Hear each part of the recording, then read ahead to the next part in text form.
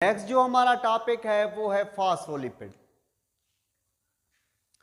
अगर हम फास्फोलिपिड की बात करें तो हम कहते हैं कि they are the derivative of phosphatidic acid, कि ये फास्फोटिडिक एसिड से माखूज किए जाते हैं, हासिल किए जाते हैं। अब फास्फोटिडिक एसिड क्या है? ऐसा कंपाउंड जो ग्लिसरॉल, फैटी एसिड और फास्फोरिक एसिड पर मुश्तमिल हो। Compound that is composed of glycerol, fatty acid and phosphoric acid. अगर यहां पर आप देखो तो ये ग्लिसरॉल है, 3 कार्बन वाली, हम पीछे पढ़ चुके हैं ब्लू कलर के अंदर। यहां आपको 2 फैटी एसिड नजर आ रहे हैं, ये वाला और ये वाला। तो ये 2 फैटी एसिड हैं और यहां पर आपको ब्लैक कलर के अंदर फास्फोरिक एसिड नजर आ रहा है। ये आपस में कंबाइन होते हैं, इनसे फास्फोटिडिक एसिड बनता है। कैसे कंबाइन होते हैं? यहां से हाइड्रॉक्सल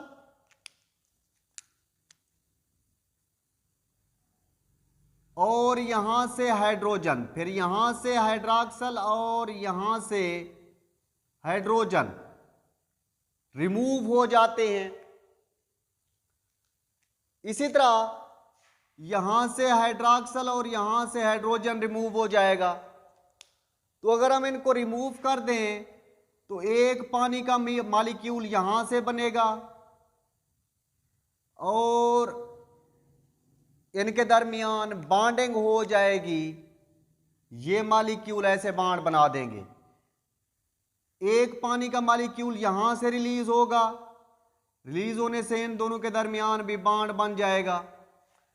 एक पानी का मॉलिक्यूल यहां से रिलीज होगा, रिलीज होने की वजह से यहां भी बॉन्ड बन जाएगा। तो 3 मॉलिक्यूल H2O के रिलीज हुए इस प्रोसेस में।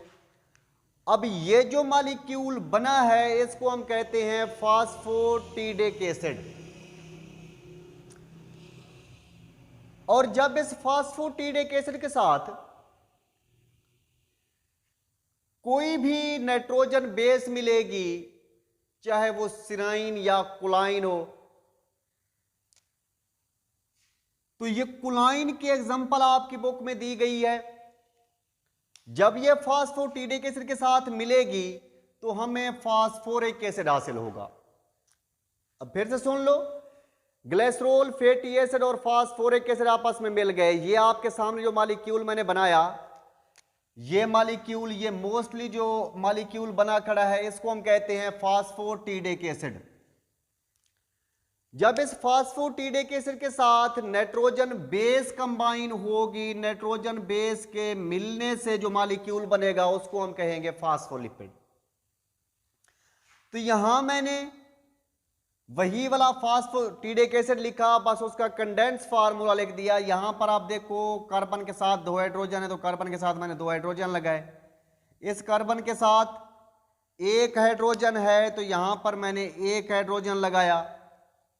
और इस कार्बन के साथ 2 हाइड्रोजन है तो यहां पर मैंने 2 हाइड्रोजन लगाए। ये 1 हाइड्रोजन ये वाला, 1 हाइड्रोजन ये वाला।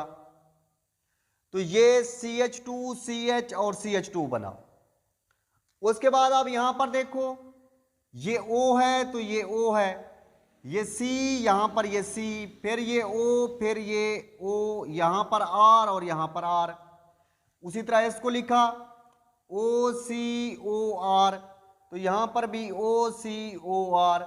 फिर उसके बाद आगे फास्फोरिक एसिड का है, क्योंकि यहां से हाइड्रोजन रिमूव हुआ था, पानी का मॉलिक्यूल बना था, तो यहां पर ये अटैच हो गया फास्फोरिक एसिड। तो ये भी यहां पर जो चीज खड़ी है इसको हम कहते हैं फास्फोटिडिक एसिड। तो ये मेरे पास फास्फोटिडिक एसिड है और आगे मेरे पास कोलाइन नाइट्रोजन बेस है।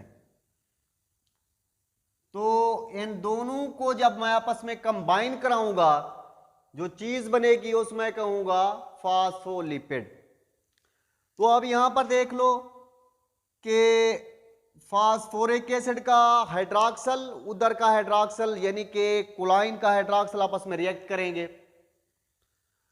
जब ये रिएक्ट करेंगे यहां से हाइड्रोजन जाएगा और यहां से हाइड्रॉक्सल जाएगा, इन दोनों के दरमियान में बॉन्डिंग ज़ाहिर हो जाएगी। इस बॉन्डिंग के नतीजे में अब जो मॉलिक्यूल आपके पास बना खड़ा है, इस मॉलिक्यूल को हम कहते हैं फास्फोलिपिड। अगर आप इसको फिर से लिखना चाहो तो भी लिख सकते हो, या आप इसको रीअरेंज करना चाहो तो आप इसको यूं भी लिख सकते हो कि N(CH3 होल थ्राइस, क्योंकि ये 3 CH3 हैं तो मैंने होल थ्राइस लिख दिया N के साथ। तो यहाँ पर CH2, यहाँ भी CH2, ये OH, ये इसका जनरल फार्मूला है, लेकिन यहाँ से OH निकल चुका है। तो आप इसको इस सूरत में भी लिख सकते हो अगर लिखना चाहो तो।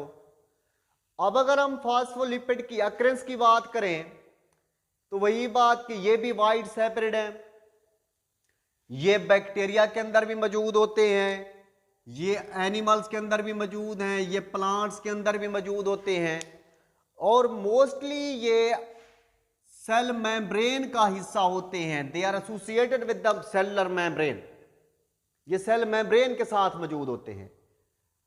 तो यहां पर हमने फास्फोलिपिड के बारे में पढ़ा, उसकी अक्रेंस के बारे में पढ़ा, फास्फोटीडिक एसिड के बारे में पढ़ा। उम्मीद करता हूं कि आप सब लोगों को समझ आया होगा।